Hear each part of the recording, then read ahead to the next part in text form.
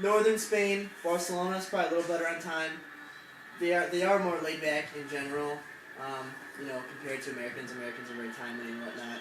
Um, Northern Spain, like Barcelona, like I said, they're a little more timely. Southern Spain, though, like Sevilla and whatnot, they're very laid back with time. And if you want to say you're going to be somewhere or meet somewhere, expect that person to show up 15 minutes later after that time, and it's not being rude or anything. It's just how it is.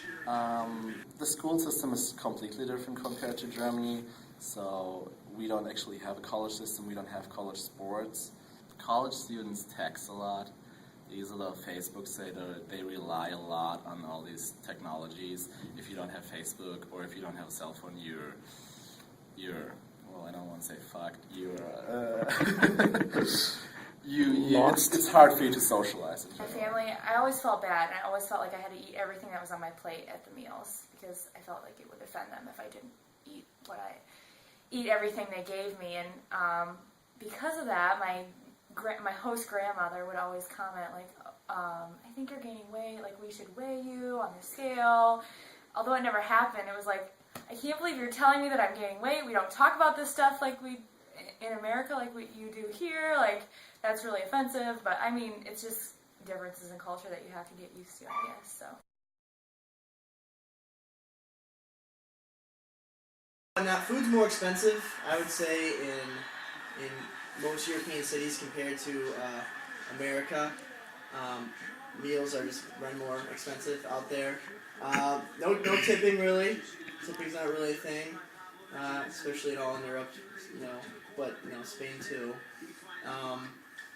For business transactions, pretty straightforward. You're not gonna expect just regular service. You probably get better service in America because they're more tip concerned and whatnot. Whereas over there, they're gonna get the same amount of money really either way. When I was in France, we just wanted a little taste of something American, so we saw McDonald's. So we went right in, we were really excited. I was going to get, cheeseburger or whatever. And then we also decided to get a coffee. And their McDonald's is completely different than ours. The coffee is set up more like a traditional coffee shop, like a Starbucks or something like that here. And they make all these espresso drinks, and they also have these fancy pastries, and they put it out for you on a nice plate, and you get your coffee in a glass. So that was something that was completely different to me, because here ours is like plastic cup and they just kind of hand it to you. It was like more of a service in France, and it was a lot more upscale. So we decided to go to dinner, and so for dinner we always asked our hotel receptionist a good place to eat. And the first night we went, they told us about this really nice restaurant that was 30 minutes away, and it was best food, all this kind of stuff. And so we get a rickshaw that was two there, and the rickshaw was we jam-packed 6 people in this tiny thing that should only fit 2 people. We get there, paid so much money for the rickshaw, and we realized it's the most expensive restaurant in India. So we were so confused. So we got back, and we were talking to our hotel people, and we're like, why did you send us to the most expensive bar? And he's like, you're from America, you're rich, you can afford it. So I thought that was funny. They just think everyone from America is really rich and can afford anything, and that was funny. I think the biggest one was they have a lot different diet, obviously, than we do here, and so one of the things that I ate quite a few times was guinea pig,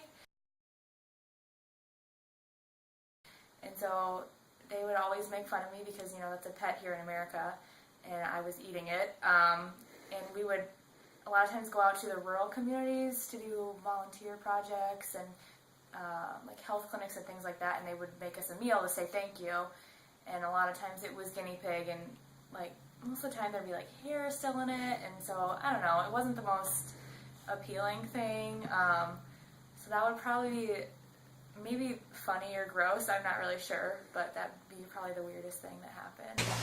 Okay, the food here I think is a big fat joke. I think it's really ridiculous. Never heard of some of the food before.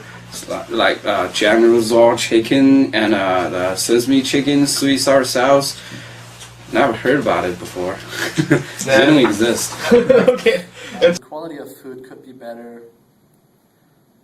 All that fast food stuff, processed food. It's nice to have, but after a while I feel like you get sick of it, so I really appreciate when I go home in a couple of days that I can actually eat some higher quality food again. That was like basically 2.5 years ago. I just came here. I don't speak too much English back then, and I entered in Taco Bell, I think, and I saw some drinks on the board. It says, okay, the smoothie is for $2.50, and the Coca-Cola is like $1.50 or something, and there's one thing says refill, and it's only 50 cents. I was like, okay, it's 50 cents. That ought to be good. Okay, so I ordered. Okay, I want a refill.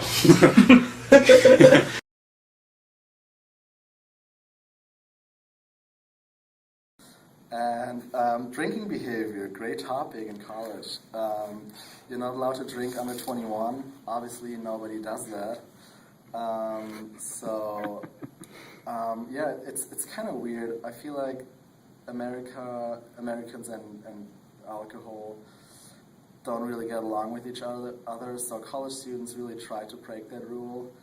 I think I started drinking when I was 12 years old, so I actually learned how to drink, and as soon as people here come to college or go to college, they start drinking like crazy, get trashed every weekend. That's really funny to me. Well, Iowa City has 4 police stations. I still struggle with that a lot, to be honest. I don't think I've ever seen a police car in Germany since I was 15 years old. I think this was the last time I can remember that I've seen a police car. And here I see at least 30 or 40 a day. So on our first free day in India, a bunch of us, like 5 or 6 of us, decided to go wander around and look at all the things that India had to offer. And so we kind of got bored with the traditional sightseeing things because everything was kind of the same around there. So we decided to go ahead and look for a bar. We've been told that India, like people in India don't drink very much, and it's kind of like a taboo, and only the poor people drink, or the not like very well off people drink. So we knew it'd be hard to find a bar, but we didn't think it'd be as hard as it was. We started off and we actually we asked one man, and he was like, yeah, right, like 2 doors down, like take a right at the corner, then take a left at the next corner, and led us this place. And he led us to like this random place that like wasn't even actually like, it was like a bike shop or something like that. And then so we asked the bike shop person, like, we're looking for a bar. Is there a bar anywhere? And so one of the girls got out her little notepad and she like wrote down bar and like drew like a beer, and she's like, drink beer, like, you know, because we speak different languages, so we can't really do it. He's like, oh yeah, bar. Like, so he led us to a bar, and he actually drew a map of where the bar was. And so we're like, okay, perfect. So we went there, and then it was just like this mall that didn't, like, they did serve alcohol, but it was alcohol-free wine. And so then we're like, no, we want alcohol, like bar. So we asked this guy, and finally he's like, yeah, like, I know a place. And he gave us this place. He's like, it's like 3 miles away, it's a long walk, but like, it's a good bar. And we're like, okay, good. Like, so he drew out all the instructions, like told us the signs, like the street signs, and where to turn and all these things. And so we're about to leave, and he goes, but don't tell anyone that I was the one who told you about this. And we're like, oh, like, where's he leading us? We were so confused and all those kind of things. And we get there, and it actually was a bar. But now that I look back on it, I realized that, like, since drinking's bad, like, drinking's basically bad there, so he didn't want his name associated with telling the Americans that, oh, this is where the bar is, or like, I go to this bar, or things like that. But when we got into the bar, it was actually at a hotel where most, like, Americans stay, or like people from other countries stay.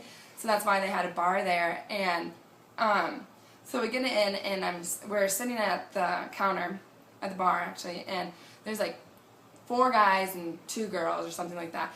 And all the guys got their drinks right away. And us girls are just sitting there. We're like, can we have something? I was like, whiskey and Coke, you know, like, that's what I want, a whiskey and Coke. And he gave me a Coke.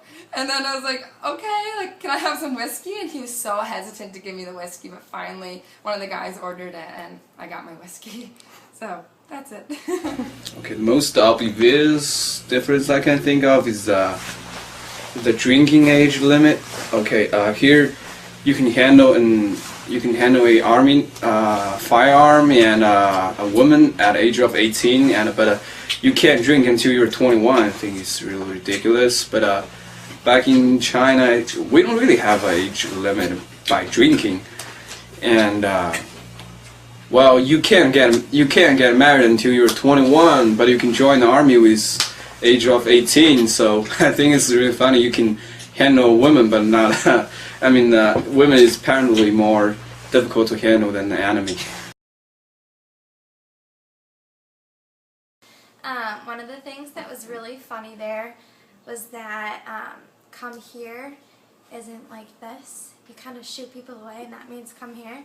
So on the days that we went around to tell people in this community that we were going to have a dental clinic set up at the church, they all kept going like this.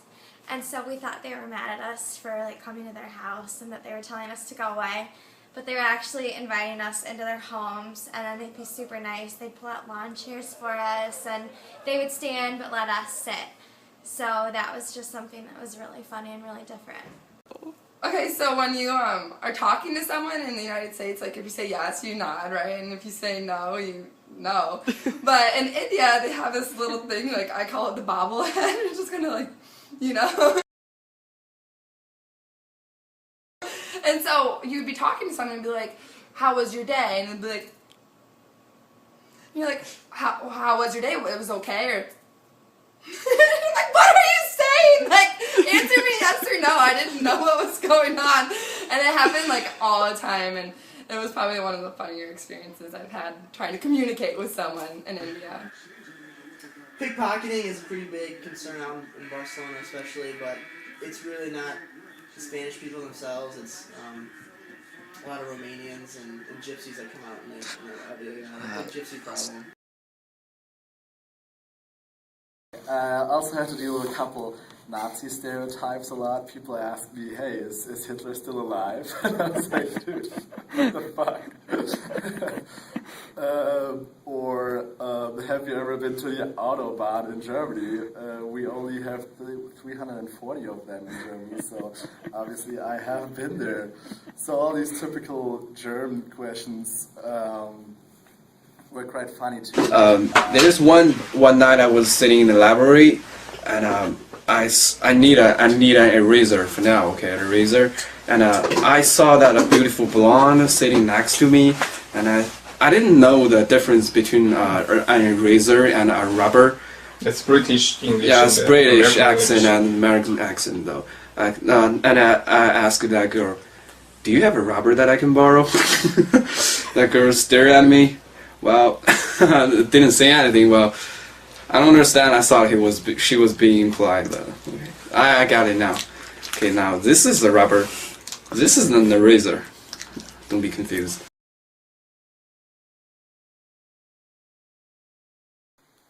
I think the main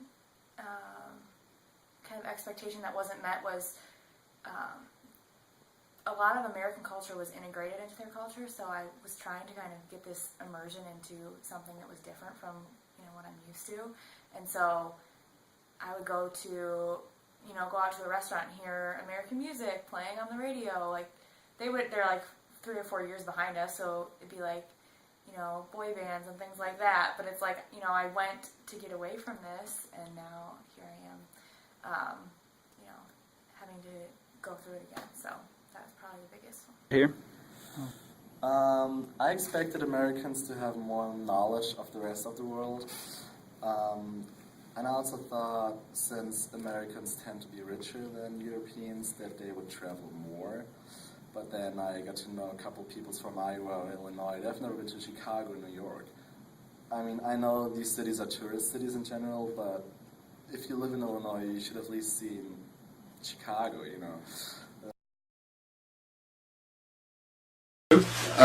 Pretty much, though. I think that was a whole big misunderstanding. American Pie, well, maybe we call it American Union right now. It's a new movie, a newest one. But back then, I didn't know the college was like this way. It was like study all the time, and I thought it was like fraternity stuff all night long. So it's really stupid. Another weekend when I was studying abroad, I went to Paris, and I'd always heard the stereotype that everyone in France hates Americans. So it's kind of a true. It's not really a stereotype. It's pretty true. But I personally felt really uncomfortable while I was there because I felt like everyone was judging me and that I didn't want to be the one that was like made them think, oh, those stupid Americans. So I feel like sometimes they're kind of can be cold to Americans. They don't. Spanish people in general do not, have an English bearings maybe as well as countries such as Germany and Netherlands and a lot of northern countries have a good bearing in English and are very friendly towards Americans. Sometimes Spanish people are not, they don't always communicate in English, and sometimes they look at us and oh, who are these loud people? And we do drink a lot, in comparison to, I would say, Spaniards. They're probably more conservative when they drink, and so we sometimes have a bad image, I guess, when we're really loud and drunk. Germany, compared to the US, has a different consuming behavior and different spending habits for the most part. So what I notice is that the United States tend to waste a lot of energy, tend to waste a lot of trash, consume way more food. American people are or tend to be overweight. It's kind of funny. And a couple of things that bug me sometimes are people tend to be over-friendly. You have to hold the door every time for somebody, or all that kind of small talk with people you don't even know. I actually hate that. I'd rather be by myself when I walk around and go to class. Also, Americans are quite loud when they talk to each other. When you have a conversation, I feel like sometimes people scream at each other. It's kind of annoying sometimes. The patriotism, big issue. I know Germany messed up quite a couple times during the last world wars. I agree with that, but I don't think it's something to be being a war champ is something to be proud of in general. America has existed for a little bit over 300 years now. Out of these 300 years, America has been in war for over 290 years. The American patriotism tells you, hey, that's very cool. That's something to be proud of. In my opinion, it's quite embarrassing, and it should be avoided in general.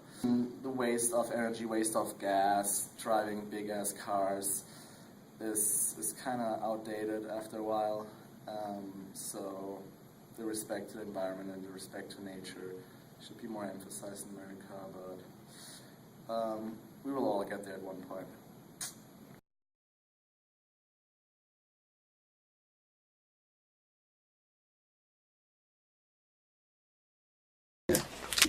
Hi, how are you? Good, how are you? Good. And what's your name and where are you from?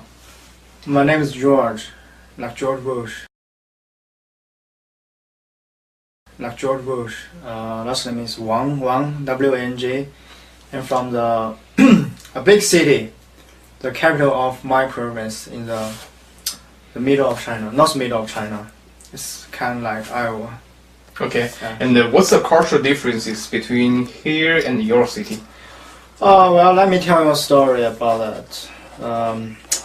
I was smoking outside of the engineering building in a night, because I was used to smoke, and there are two cops came to me, and I thought they're gonna like warn me something like don't smoke here. Give you a warning. Yeah, give me a warning or go some like other place you can smoke. But however, they gave me a $50 ticket. That sucks. Smoking cigarettes costs you $50. Yeah, because $50, you know, $50 I can buy a bar of cigarettes. Yeah. Yeah. So that's really, really ridiculous. I didn't smoke in the building. I smoked outside of the building. Now how about in China? Well, in China, there actually is a law you can smoke in some place, but nobody gonna care about it. And some people can even smoke in a real station. Yeah, you can Not smoke subway, not anywhere subway. in China. No subway, no way smoking in subway. That's real station. Yeah, so yeah, smoke is normal in China. Oh, well. Yeah, there's one thing I don't understand. So about casino. Last year I went to Vegas, so there are many casinos right there. But I can also find casino here, in Riverside, right? And some casinos in Illinois, Chicago, and Minneapolis. And I asked my friend, my American friend, can they open a casino in some states except Nevada? They said no. But why there's casino around us? In Iowa, in Minnesota, and in Illinois. They told me that because those casinos are on the water or on the ship. But I didn't see any ship. Have you ever been to Riverside? Yes. There's no ship, right? No. Maybe you cannot see the ship. But I didn't see any ship or river there. So yes, that's kind of confusing. Kind of very, very confusing. Yeah. Now, how do you like the United States? Well, I like Vegas. And why do you like Vegas? Because stripping is legal there, You mean the strip club is legal? Strip club is legal. But it's also legal in Syracuse. There's another one in. But don't make a mistake. They got better and bigger than here. Oh, how about your coat? Where did you get your coat? Oh, this jacket. It's jacket. It's a jacket. It's Okay. jacket. Yeah. It's actually the uniform of the Department of State. I have a friend. His daughter is a senior advisor for Hillary Clinton. And she got that coat from the Department of State, and she gave it to his father, and his father just gave his jacket to me as a gift. So I really like this jacket. I thought you bought this on eBay. No, it's no sale on eBay. You can check them on eBay, on Amazon. No sale of this coat. No. Is this ship from China? No. China. It's made in it's not made in China. It's made in some. I don't know what's the name of the country. You sure it's not in China? No sale in China. No sale in China. All right, thank you. All right, thank you.